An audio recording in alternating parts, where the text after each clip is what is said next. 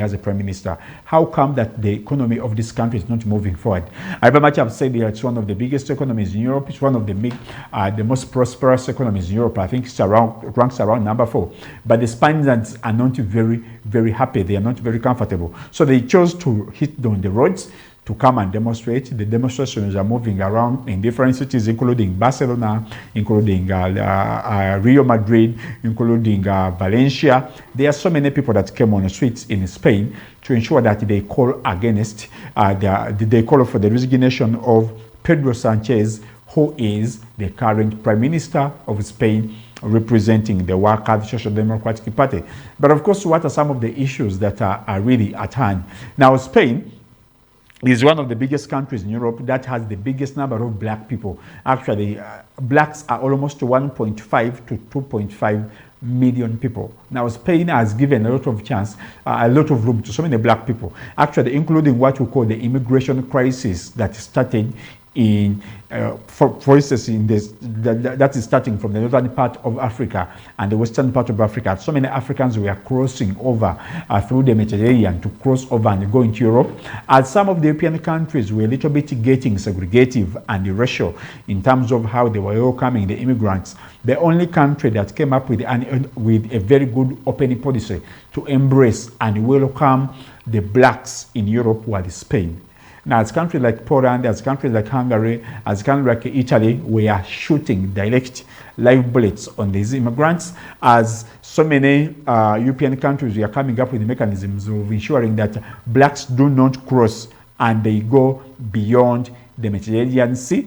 So many people in Spain, or so many black people in Spain, were welcomed. So Spain has a very big number of black people, which is almost 1.5 to 2.5 million people. So they are saying that probably that's one of the reasons that's why the rate of unemployment is very high, because the immigration question is giving them a lot of hard time. In other words, when blacks cross and enter into Spain, it becomes very hard for them not to get employment. Why? Because they are strugglers. I mean, they are immigrants. In other words, they can be in position to take on jobs that are not so much expensive. So that's what has brought a lot of issues amongst the domesticans, amongst the citizens of Spain. And they were like, probably we need to hit on the roads to ensure that we put up some demonstration and call for the resignation of the Prime Minister, Pedro Sanchez. Now, the other issue is 2 years ago, Spain came up with what we call a very big migration process, a very big tourism process, I mean. In other words,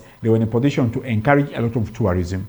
Now, I've said one of the biggest challenges that Spain is experiencing is the housing problem. Almost, someone said, the report says that almost 700,000 Spaniards don't have formal homesteads. Now that makes it a little bit very critical in one of the biggest or dominated or most prosperous countries in Europe. How come you have all that problem?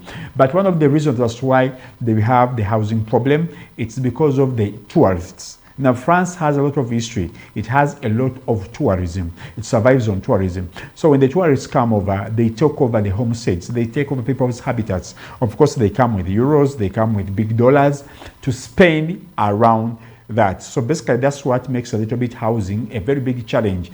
And then it makes it very hard for them to ensure that they have, I mean, the housing crisis goes a little bit very hiked, and it makes it very hard for the descendants, for the citizens of Spain, have what we call permanent homesteads. So that's why they chose to hit on the roads so that they can call for the resignation of Pedro Sanchez, who is the Prime Minister. So many rioters and demonstrators are still on the streets of Barcelona, on the streets of Rio Madrid, on the streets of Valencia, and so many other cities in Spain. But of course, there is some other issue. Now, what you have to understand that Spain is just one of the new kingdoms, because Spain got the Union of Spain, I think it was between 1460s and 1494. That's when Spain came together. Now, Spain, there were different areas. We have what we call Aragon, and there was what we call the Castile, and then there was what we call Aragon. So we had what we call Castile, and we had what we call Aragon. Now, these were two different independent areas.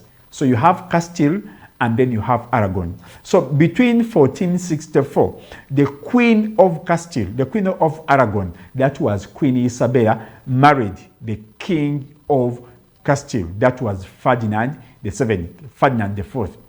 So you have a union. In other words, they got into a unification. The unification we are talking about, that is the unification between Castile and Aragon. So when they went into unification, officially Castile and Aragon became an independent country, When it became an independent country, that is what came to be known as Spain. So the merger of Castile and Aragon is what made it a little bit to get politically independent. In other words, to get into what we call political independence. But of course, there are still issues of Barcelona, issues of the blacks and all that.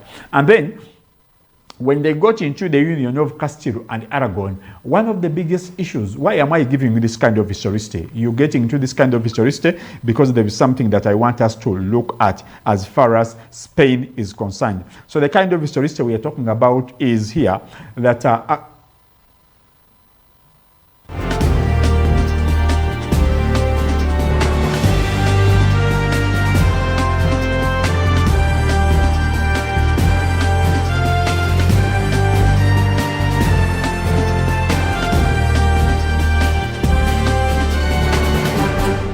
yeah, we continue with the rest of the stories. Let's go to the Pope.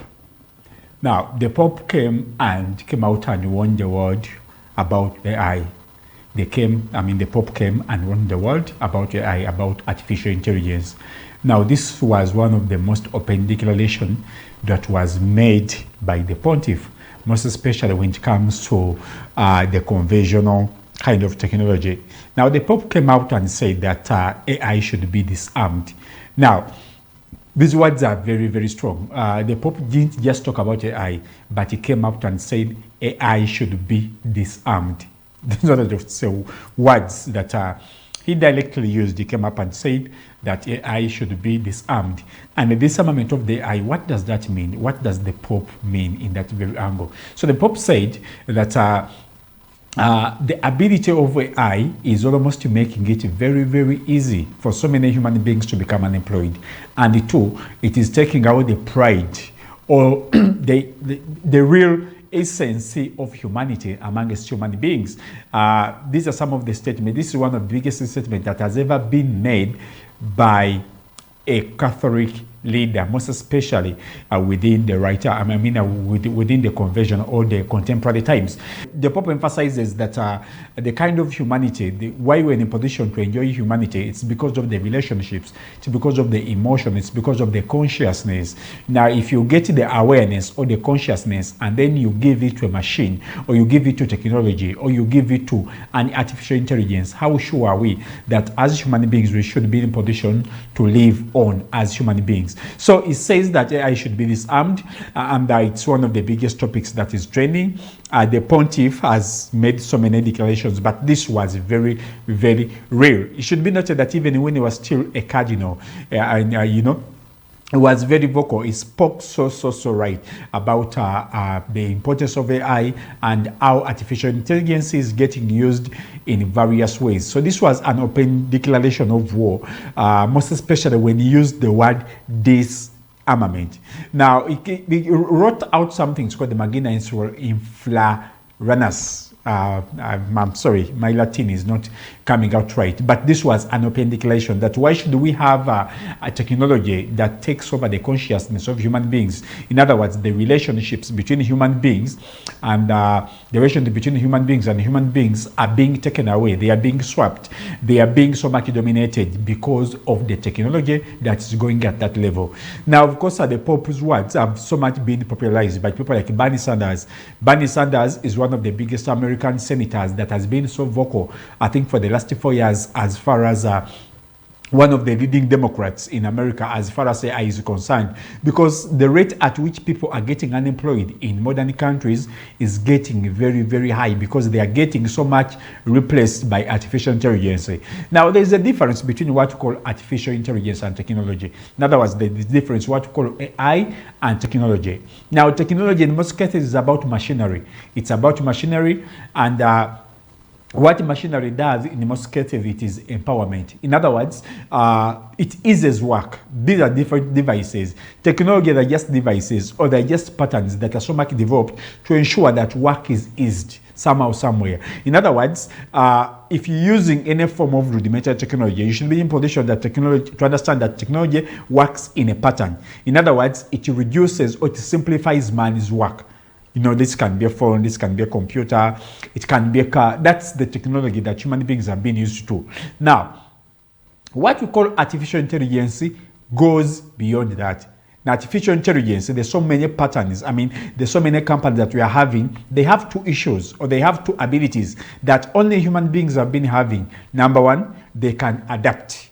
Adaptation is one of the qualities of human beings. And the two, they can be in position to think. Now, when we went into the time of Cold War, 1960s, 70s, and all that, everyone got scared because different countries of the world went into the production of weapons of massive destruction. Now, during Cold War, so many people got scared, and they were like, okay, maybe when America, Russia, China, and some of the nuclear-powered states, when they get to unleash their weaponry, the world will be in a position to perish. Now, that was a little bit of its biggest threat. Now, the second biggest threat that is close to nuclear weapons is AI. How is AI a threat to humanity? It's a threat to humanity because of the two abilities it has. Number one, adaptation and thinking. Now, to the extent that I don't know if you're very much in position to use AI, there are some questions that you ask AI and then AI thinks for you. Now, that kind of ability has been so much enjoyed by human beings. In other words, human beings have been in position. What has helped human beings thrive and survive for long is because of their ability to think. In other words, beyond thinking, human beings don't know exactly how to survive. In other words, what we are looking at, the AI is entering into one of the biggest abilities that has helped human beings survive for centuries and centuries and for decades. Now that it's also getting involved in here, it makes so many people useless. Now, as we speak, AI, or artificial intelligence, has an IQ of 120. If we're measuring, IQ, it goes up to almost 150 or sometimes 200, but almost 70% of the entire human beings, our IQ is between 90 and 120, 70%. So if you're saying that AI has an IQ or intelligence quotient of 120, now it means 70% of the human beings already don't have what to do. Now that's what it means.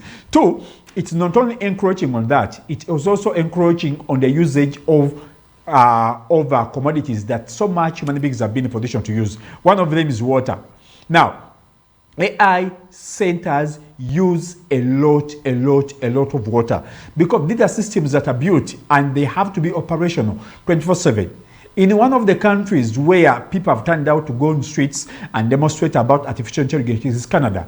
Now, in Canada, there are some states like Vancouver where they're rationing water. In other words, the access, people had access to natural water initially, but according to the amount of water that artificial intelligence now needs, people are being rationed to usage of water. In other words, if you are using a little bit of 100 liters of water, right now you cannot have access to them because AI reservoirs, AI data centers use a lot of water to cool down their systems.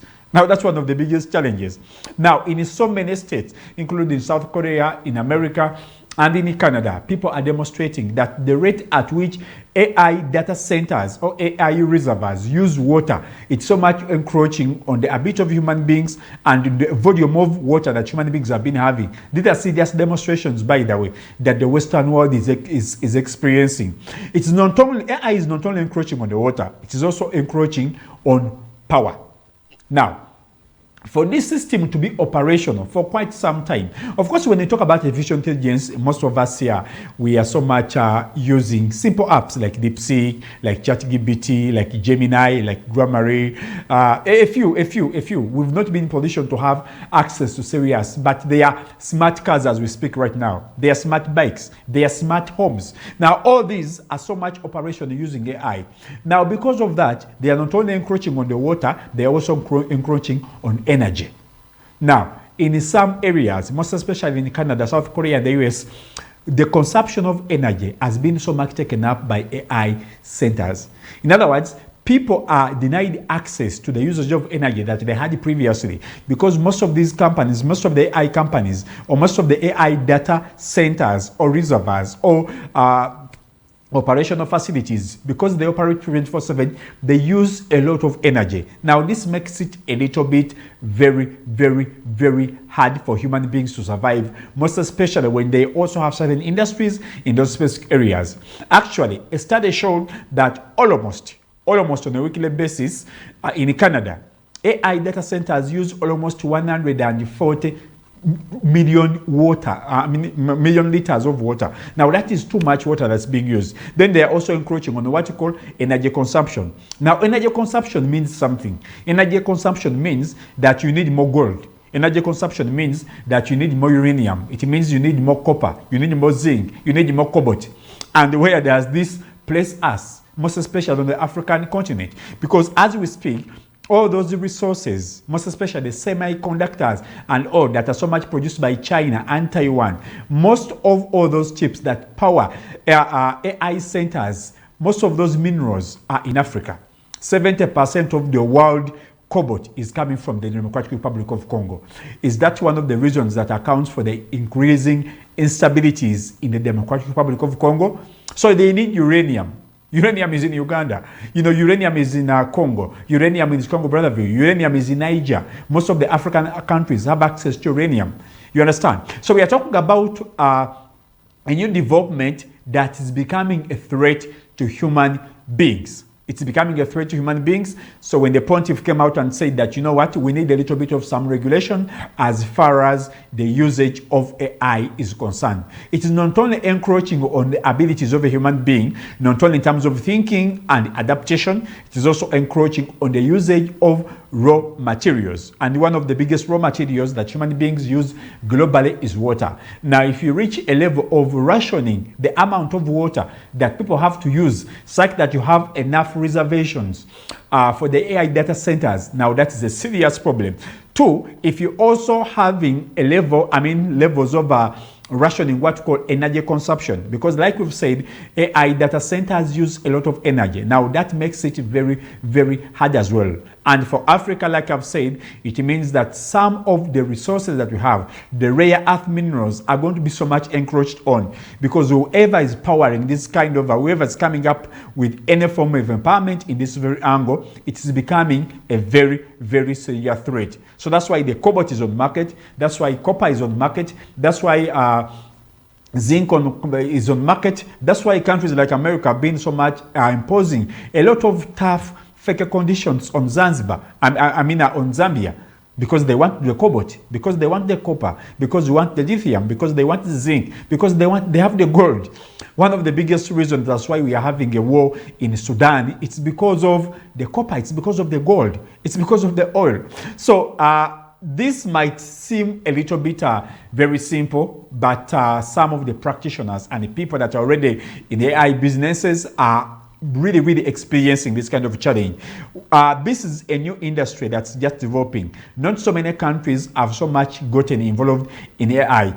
Now, the biggest, of course, companies that are leading in here, it's America. But America also doesn't have fully systems manufactured. That's why they have to go to Taiwan and have access to what called the semiconductors. And they also have to go to China to have access to semiconductors, and Netherlands. Those are some of the biggest countries that produce semiconductors. But like I've said, the semiconductors are processed using the minerals that we have as an African continent. And definitely, all these minerals have always been taken. Cobalt has been taken, copper has been taken, lithium has been taken, zinc has been taken, because without all these, you can't have AI-powered centers. So definitely, when the pontiff comes out and talks about it, it's a very serious problem. I don't really know. As countries like Uganda, we don't have an AI policy. It's a little bit scary, most especially when you've not been in position to have our own. And above all, AI has access to people's information. Now, there was a documentary that was done by a gentleman called Carson Tucker. Carson Tucker is one of the biggest journalists in the US. If you can be in position to look him out, he's called Carson Tucker or Tucker Carlson. he was in a position to have an interview with one of the hackers. Using AI, someone can be in a position to get your details. Not only details, the name what? They can have access to your social ID number. They can have access to your NSSF number. They can have access to your, social number. They can have access to your bank account. And that's why hacking is a little bit becoming very, very easier each and every day. So when someone has access to your data, that means they can manipulate your data and use it for things that are not right. So that's why probably the pontiff came out and had a little bit of a voice shared out as far as the regulation of AI is concerned. And of course, this calls for leadership and serious thinking on how do we move forward as the world as far as artificial intelligence is concerned. So that's the pontiff sharing his dissatisfaction as far as AI is concerned. And he used serious words. He said artificial intelligence should be disarmed. Now, if you're really interested in this topic, you can look for a book called Nexus. You can look for a book called Nexus. This book was written by Professor Naval Yuval Harari. This is a Jewish professor. He's a Jewish professor. He wrote this book last year. Yeah, he has been in position to write so many books. He wrote the book called Homo Deus. He also wrote a book about the history of mankind, and he also wrote a book called The 21 Lessons of the 21st Century, and then he also wrote a book called Nexus. Now, in this book, Nexus, Professor Yuval Harari is talking about how AI is encroaching on human abilities. It's one of the most interesting books that I can recommend. You can have it in your library. You can have it online. It's a very interesting book. It's called Nexus by Professor Yuval Harari. Very, very interesting book. It talks about extensively. So AI is a very serious threat, not only in terms of mineral resources, but also it encroaches on the abilities and the water, the energy, and all that. Some countries are already testing it. So the pontiff came out and said we should have a lot of regulations, most especially when it can also have access to personal data and use it in ways that can't be so much understood. Yes, please. Let's go to the next story. We shall talk about Senegal. Let's move to Senegal. Now, for the last 2 weeks, last week and this week, Senegal has been making rounds. And it has been making grounds for 2 reasons. Number one, a conflict between the Prime Minister and the President. Now, the Prime Minister is Diomaye Faye, Bassirou Diomaye Faye, from the PASTEF, their political party, and then his Prime Minister, Sonko. Now, the conflict is still moving forward, and it's just escalating and getting a little bit of different levels. Now, what happened last week, towards the end of last week, the President, Diomaye Faye, came out and sacked his prime minister. He sacked his prime minister and dissolved the government. When he dissolved the government, Faye is 46 years of age. He's a young man that has been in position to take over leadership in Senegal. And then Sonko is 51 years. Probably they are all still young men. But what made it a little bit of a serious story is that these people have been close friends. Like we said, we talked about this story yesterday, but and we said these gentlemen met in 2014. They were all working for the tax authority of Senegal. And after getting to understand that there were a lot of issues as far as taxation was concerned, they all chose to join politics and they started what we call the Patriotic Front of Senegal, which became a very serious political party when it came to rallying a lot of support as far as the young people is concerned. Now, Sonko and Faye became so close friends, very close friends, and they became so popular within the Senegalese, amongst the Senegalese population, and everyone was looking at them as some of the people that can be in position to give a challenge to the to the current government around that time. Definitely, it was the case. Their Patriotic Front led, their political party led, and they were in position to win and got elected as the presidents. Their political party took over the leadership in Senegal. But there was a very big issue. Before the elections, Sonko was arrested and locked. He was locked. Now, because of having a prison background, though he was the most popular against Faye, he couldn't run for presidency. So he instead decided to support Faye. Now, that's what happened. Instead, he chose to support Faye. So when he gave his support to Faye, of course, they were in a position to have elections last year, and Faye became the president. But of course, in between the discussions, the campaigns, Sonko was a little bit more vocal and he was a little bit more popular. But because he had a little bit of a criminal background, he wasn't in position to be given out the biggest office, and the office was given to Faye. That was last year. Of course, when they came up, Faye became the president, and then the prime minister turned out to be Sonko, using their political party. Now, they got to know, after taking over leadership, that's when they got to know that Senegal was one of the countries that were heavily indebted by World Bank. So the idea was, how do we get this money paid back? So Sonko was saying that instead of borrowing more money, why don't we get our resources? Let us use our own resources. Let us do what we call resource capture and come up with ideas or strategies that can be in a position to help our country get out of the debt.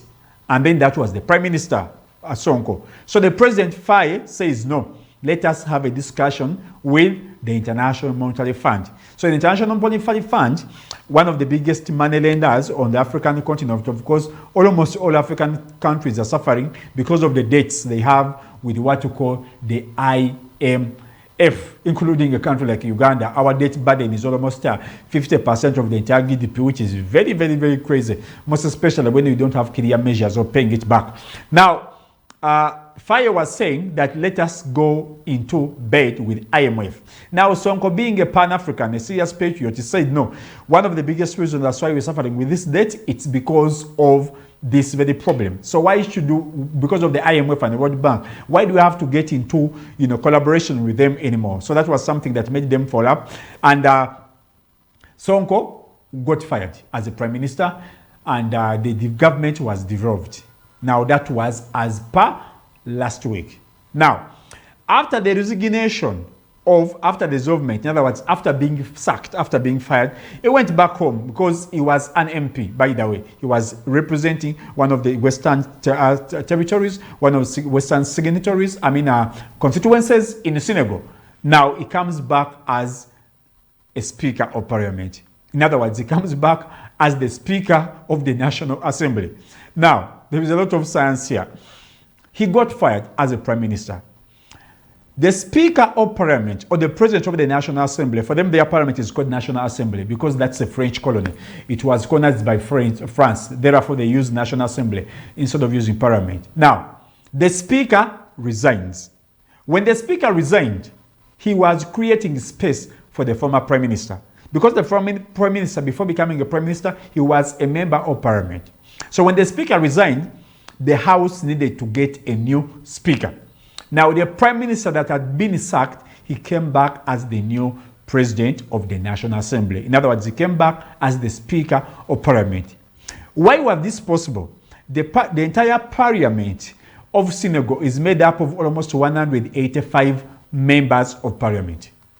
Now, out of the 185 members of Parliament, his political party, the political party of the PASTEF, that's the Patriotic Front of Senegal, had almost 165 members of Parliament. 165 members of Parliament all belonged more. All of them were members of the political party that was brought up by Sonko. This is the political party. Meaning that the resignation of the Speaker of Parliament was a way of making space to ensure that Sonko comes back. Now you have a problem. The President fired the Prime Minister. The Prime Minister comes back as a Speaker of Parliament. Now, like I've said, the Parliament is made up of almost 180 members. But almost 165, they belong to the same party, just like Ousmane Sonko, who was the fired Prime Minister. Now, what is the future of this country? That's the gentleman that you're looking at on your screen. Is just 51 years of age, and the president is 56. Is 46 rather. Now, even when they were into the campaigns, during their campaign rallies and all that, Sonko and Faye is more of a technocrat. Is more of a legitimate kind of leader. When he speaks, he has the technical kind of mindset. I believe he has a clear mindset of taking this country forward. By the way, of all the countries that we are talking about in that very area, Senegal and Ivory Coast are the countries that have been a little bit very stable. because the rest of the countries in between that region, they have been very, very unstable with the coups, civil wars, and all that. You don't have to forget, when Mali got attacked, Sonko, the prime minister, asked Faye, the president, that as Pan-Africanists, we need to stand in and help Mali.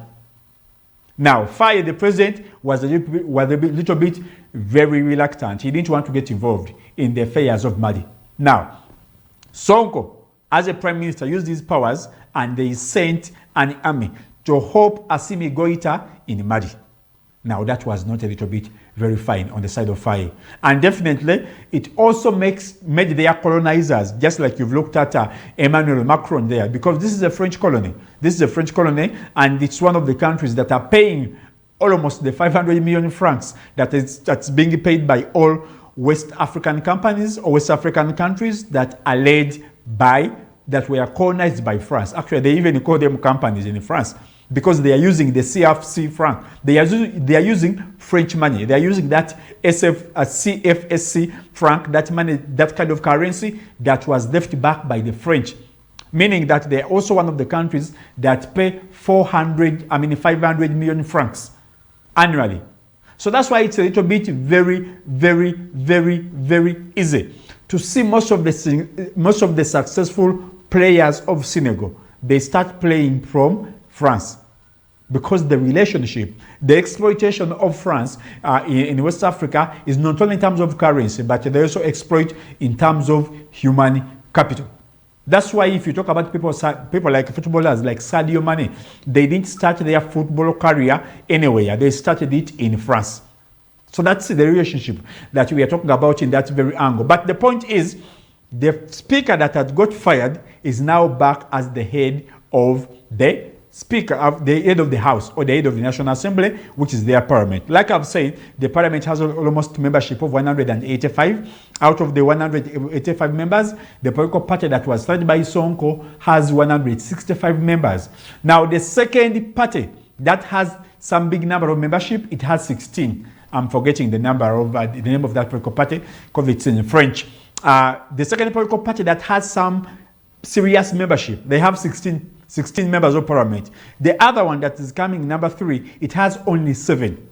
Now, this means Sonko can use the parliament to do whatever he wants as far as this government is concerned. Remember, it's the prime minister. He was the prime minister who got fired. 2, the people, as far as most especially the young people in Senegal, they so much prefer to be led by Sonko. Sonko yalikama sanyalaze mu Senegal. So it's a little bit of some tussle that is making rounds all over the African continent. We are looking at another country. We are looking at another African country that is standing out. So when the political parties sat down, when they got to know that their prime minister had been sacked, they asked the president of the National Assembly or the speaker of the parliament, they asked him to resign. When he resigned, they had to vote for another speaker. And the speaker had to be their boss. Because like I've said, they have the numbers in this political party. Now, if you're looking at what's happening there, it's not so independent from what's happening in the entire Sahel. The entire Sahel has always been so vocal in the last 10 years, in the last 6 years rather. It has decided to so much get towards to do away with the involvement and engagement of France. Most of those countries are rising up. Most of those countries that are leading in that very region, in the West African countries, most of them have so much gotten tired of being under the control of the French. So we'll so much find a way to deal with the Sonko. But some people are saying that this can be Kabadi. Now, they can go into what you call political cohabitation. Political cohabitation means that the NRM, out of the 519 members, 19, out of the 500 plus members of parliament, the NRM almost has maybe 400, let me say, 400. Out of the 400, it means that if you just have the 119, the remaining MPs, they can't even put up any kind of opposition. So what does the NRM do? The NRM creates its own opposition. In other words, that's why you have a little bit of the Patriotic League of Uganda. Now, because you know, that the National Unity Platform, the PPF, the GF, and the FDC, they don't have enough numbers, the UPC, they don't have enough numbers within the political party, I mean within the parliament or within the National Assembly to ensure that they give you a lot of hard time. What do? You create a political party that's going to stand as if it is opposing you. But these are your people that you've set up. You have your own PLU. You have your own Justin Namere that is putting up claims that would have been put forward by the members of the opposition. So people are saying that probably we call that cohabitation in terms of in empirical science. That is called cohabitation. In other words, the state comes up at the ruling party because they cannot have any alliance. They get their own members. They got their own members to serve as opposition MPs. This can be somehow related to what happened when Honorable Muhammad Nsereko and Sechikubo turned out to be a little bit of opposers, but within the political party. In other words, you create your own opposition within the political party. So people are saying that probably Faye, the relationship between Faye and Sonko is a serious level of brotherhood. They can't just do something like that. So probably, because Faye is legitimate, in other words, he can be indicted, you rather get someone that's a little bit vocal to play a little bit politics. So instead of getting opposed by the numbers, by the member of parliament, they can't oppose you because the opposition is almost made up of only 25 members in the parliament. So 165 are all members of the PASTEF, which is their political party. So instead of getting opposition from the opposition political parties, create your own opposition within your political party. We call that political cohabitation. People are saying that probably that is what Sonko and Faye are trying to push forward because their relationship has been so much tight for quite some time, and Faye can't give up on that kind of relationship, that kind of brotherhood that they've had for quite some time. It is the challenge that is still coming on. I mean, experiencing, the Senegalese are experiencing. Now people are asking themselves, they want to so much get to know what is Sonko going to do. Sonko, as a parliamentary speaker, and because most of the members of the political party, members of the parliament are from his party, he can make the government dysfunctional. Because in the doctrine of separation of powers, the parliament or the National Assembly is independent, is autonomous, meaning that it can be a little bit, it can turn out to be of a very, very big challenge, most especially to the expenditures or to the policies that the government of Faye would like to execute. At the end of the day, they need the execution of these policies to be legitimized. They need some legitimacy from the parliament, which parliament is led by someone that had gotten fired from the position of serving as the prime minister. But whether they're doing it for their own good, let's just pray that they are doing it for the good of Senegal, such that they can use the Senegal resources. Senegal is one of the countries that's located in West Africa. It has a population of around 20 million people. Their capital city is called Dakar, but is also very close to what we call the Sahel region that has had so many issues, most especially Mali, Burkina Faso, and Niger, and then also Benin around there. So thank you so much for following New Day from where we started from. We started a bit late. Yes, you're still watching TV1. See the difference. We are catching up tomorrow from 7 to 9. We are going into another program called Skilling Uganda. You're still watching TV1. See the difference.